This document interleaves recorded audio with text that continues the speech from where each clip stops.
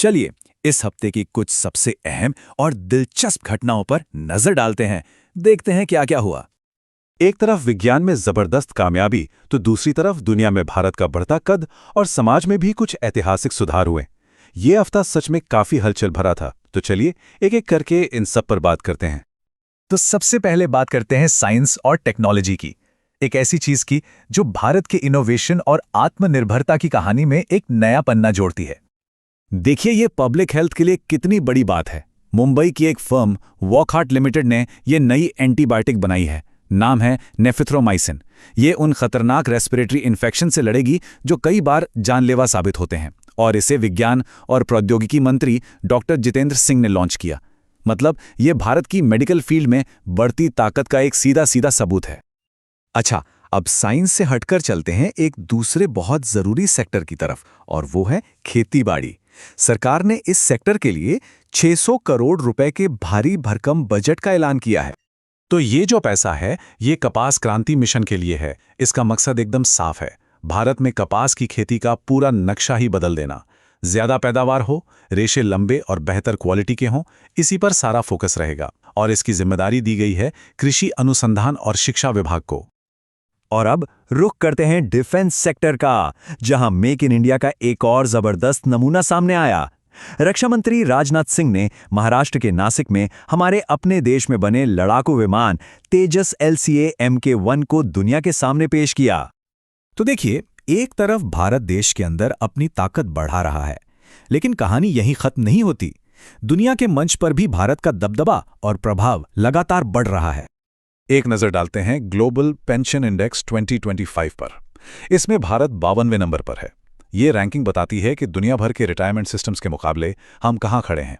खैर, लिस्ट में टॉप पर तो हमेशा की तरह नीदरलैंड्स, आइसलैंड और डेनमार्क जैसे देश ही हैं।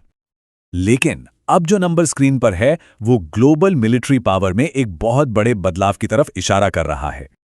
ये वाकई में एक बड़ी खबर है।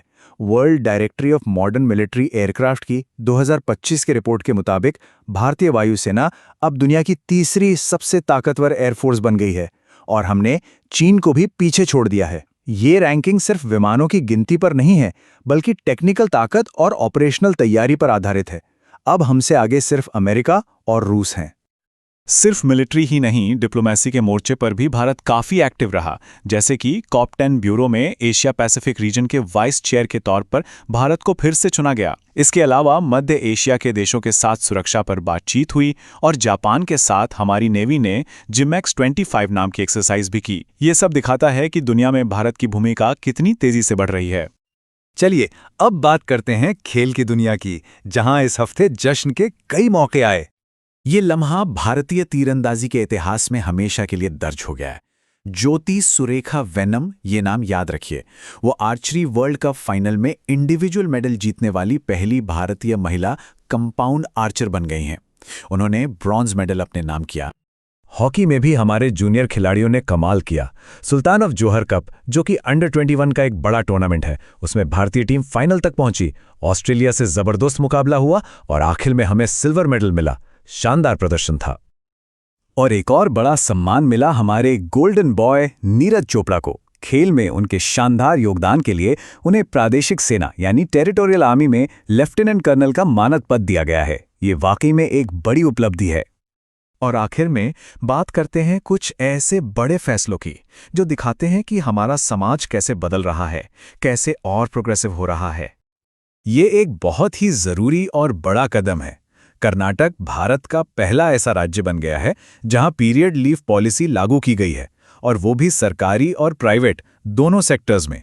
इस पॉलिसी के तहत हर महीने 1 दिन की छुट्टी मिलेगी, यानी साल में कुल 12 दिन। ये वर्कप्लेस को और बेहतर बनाने की दिशा में एक शानदार पहल है।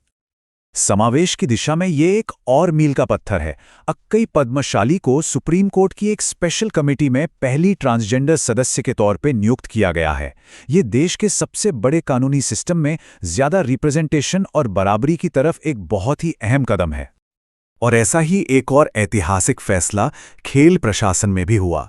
शांता रंगास्वामी को इंडियन क्रिकेटर्स एसोसिएशन यानी ICA की पहली महिला प्रेसिडेंट बनाया गया है।